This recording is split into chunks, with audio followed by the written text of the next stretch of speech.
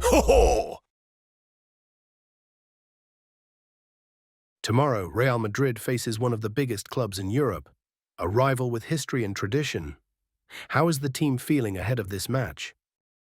Hello, good afternoon, everyone. And yes, as you said, it's a classic of European football, right? Juventus belongs to that select group of clubs that make European football great. Madrid and Juve have faced each other many times. I remember watching a lot of those matches on TV and even playing in some myself. We're approaching this one very well prepared. I've seen the team eager to go for our third consecutive win in the Champions League, to keep up this strong start. That's what we want. And tomorrow we'll need the stadium as well. We're playing at home and we know that people come to the Bernabeu especially motivated to watch big matches, and tomorrow is one of those. So we hope everyone enjoys it. It's up to us to give them reasons to respond and lift us too. Real Madrid's complaints against the match in Miami have now reached the Sports Council. My question is, how far is the club willing to go to prevent that match from being played? Well, you've asked me about this topic several times, and I think I've already answered it a couple of times. My opinion is clear. The club, I believe, is legitimately defending its interests, and we'll see how far this goes. We'll see what happens. We've been talking a lot about Vinicius and how he has improved on the pitch. For example, in the last 2 seasons, he picked up 28 yellow cards, and this season only 1. Besides his great performances and being so decisive, I'd like to know what role you've had in that change and what the main reasons are behind seeing this better version of Vinicius. Well, the main reason is that he's a great player, a key player for this team, for this squad. He has been for many seasons now, right? A decisive player. And I'm really happy to see Vinny enjoying himself, smiling. We spoke the other morning before the match about the impact he can have and how he changed the game in the second half. Going forward, we need him focused on his game, focused on what he does best. That's the best way. He just needs to keep going. I see a Vinny who is training well every day and performing really well in matches. I'd like to ask you about Arda Güler. When he arrived at Madrid, many people compared him to Ozil, who you shared a locker room with for 3 seasons. Since you knew Ozil very well from the inside, and now you see Arda, does he remind you of him? What similarities do you see? And also that connection Ozil had with Cristiano. It seems Guler has a similar one with Mbappé. Yes, not only because of where they come from, but because of the quality they both have. I'd say Arda is a mix between Ozil and Guti. Guti also had that technical ability to play a bit deeper, closer to the build-up, but also near the forwards, to give that final pass, to see the pass, which isn't easy. And then, of course, Mesut too. I really enjoyed playing with him. And Arda, the more he gets involved, the more we find him during the game, usually the better things go. We have to keep pushing him, keep supporting him, but we're very happy with his performances, with the maturity and influence he's gaining in our play. Everything around him is important too. I wanted to ask you about Endrick. You always say you count on everyone, but obviously not everyone can play. The other day he was warming up and got a bit upset, kicked something when he realized he wouldn't come on. Do you think a loan move could help him in the future, or do you believe he'll get his chance here? How do you see him? Right now, that's not something that we're considering. I think I already answered this in the last press conference. Competition in attacking positions is very intense. Everyone needs to be ready for their moment, for the context of each match. Endrick, Gonzalo, Brahim, they all have to be prepared. There are a lot of games and we'll need everyone. This is elite football, the highest level, and we need a lot of players and a lot of good ones. Now that you've mentioned Ozil and Guti, don't you think your Real Madrid could use a Xabi Alonso in midfield? I hope not. No, with the squad we have, we'll go all the way. We're convinced we're on an upward path, that we can play well, that we want to compete consistently at a high level. We have a complete squad with different qualities. Football is evolving, we have modern, dynamic players, and many still have room to grow. My job is to guide them, to help them, to invest in them, so that by the end of the season, they're better than they are now. I'm convinced. We've already seen progress in the last 2 months, and we'll see more in the medium to long term. But obviously, we're here to compete now. It's not just about thinking long term. We want to perform now, and we're doing well with the ambition to keep improving. I assume you've watched Juventus's recent matches, including the one against Como. Did Nico Paz's performance in that game give you any clues about what to do tomorrow? And since Madrid still owns part of his rights, how do you see his development? Yes, I watched the match against Como. Juventus changed their approach a bit. Como played a very solid, well-prepared game, well set up by Cesc. We expect something different tomorrow, but we're mainly focused on ourselves. We know Juve very well, of course. As for Nico, not only this season, but already last year, the move he made was a very smart one. The club he joined, the coach he's working with, and how he's been developing, all very good decisions. But regarding his future, it's not the moment to talk about that. Do you think Juventus is a team lacking quality, or just going through a difficult period? And could you share your opinion on Yildiz? Well, until about 3 weeks ago, they were on a very good run. I remember their win against Inter. That was a great performance.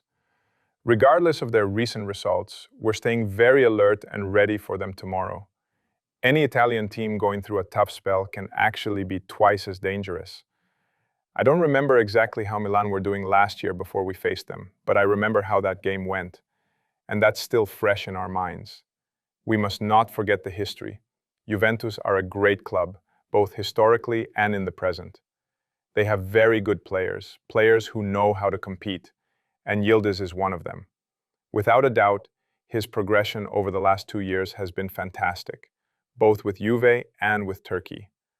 I actually knew him back when he was in Bayern's youth teams while I was there, so seeing his progress now makes me very happy.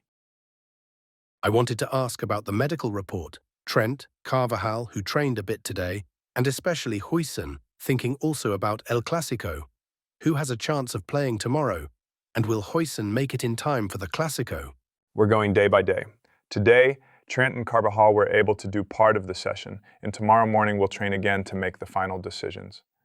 Probably on Saturday I'll give you the full medical update, but for tomorrow, no, I don't think they'll make it. I wanted to ask you about Mbappé. He's always scored a lot, but this season he's scored in every match and already broken his own record. I don't know if you expected this or how you see it. You played with Cristiano and we're actually watching his highlights here. How do you assess Mbappe's impact on Real Madrid this season? Well, it's not just about the goals, right? I think the positive influence he's had on the team is almost as important, both with and without the ball. His teammates follow his lead, and that helps us control matches much better. Kylian will always score goals, more or less, but always. He's done it everywhere he's been. Monaco, Paris, here, and with the national team too. But beyond the goals, his overall influence is even greater. That's fundamental. It's what the team needs.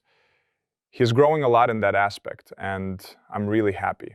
He's at a great point in his career and personally as well. You can see it. After last season's adaptation period, now everything has come together for him. He is very analytical, very intelligent. He does things for a reason, and he needs to understand them well. Now everything clicks in his mind, and that's why he's performing at this level. I'd like to ask about Courtois. Tomorrow he'll reach 300 appearances for Real Madrid.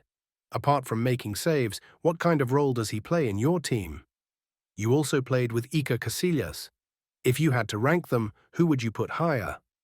Besides height, since we already know that's Courtois. Well, as you said, it's not just what Thibaut does under the posts, though he's probably the best pure goalkeeper in the world. It's also his personality, his understanding of the game. You can see he's genuinely curious about football.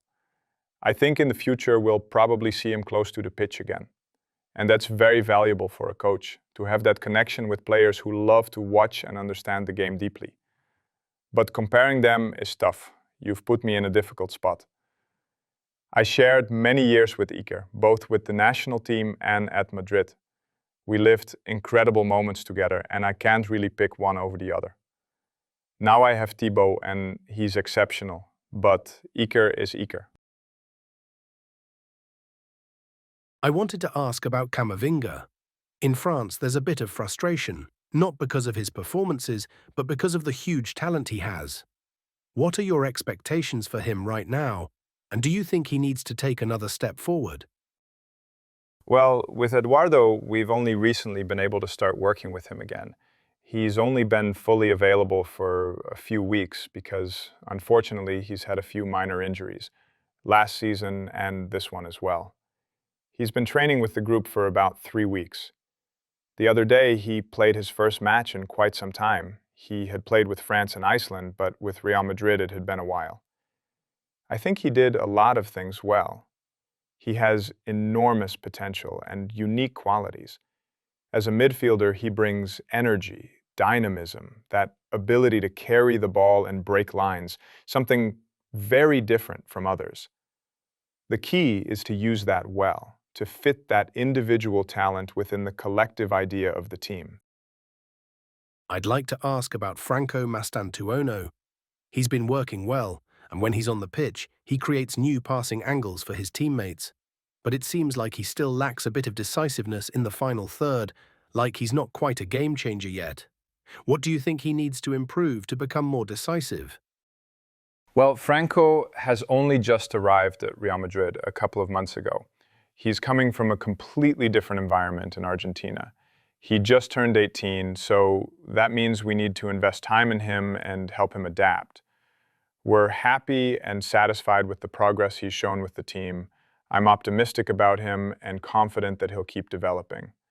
Naturally, he's in the right place, and we're glad to have him with us. You mentioned that tomorrow you'll have to be very alert against Juventus. Specifically, what do you think you have to watch out for? What's the most dangerous thing you've analysed about this Juventus side? Well, Juventus are a very tactically rich team. They constantly change positions, rotate between center backs and fullbacks, use wing backs and wingers. They mix players who like to play to feet with others who can break lines and cause imbalance. If you're not well organized without the ball, they'll find the free man and hurt you. So tomorrow we'll need to be very sharp in that area. And with the ball, we have to keep a good rhythm. Look for switches of play, be vertical, and try to steer the match toward the style of play we want. A couple of days ago, in an interview, Zinedine Zidane said that the best match he ever experienced in his life was the Champions League final between Real Madrid and Juventus. He especially mentioned the second half. What do you think about that game? Of all the matches between Madrid and Juventus, which do you think has been the most memorable? And how excited are you to add another chapter to the history between these two clubs? Well, I'm sure Zizou remembers that match much more vividly than I do, but of course I remember it. I particularly remember Casemiro's performance. He scored the go-ahead goal and helped us control the game from start to finish. Winning a Champions League in that way is incredible. What Zizou did here at Real Madrid was truly impressive and historic, and I have a lot of respect for him.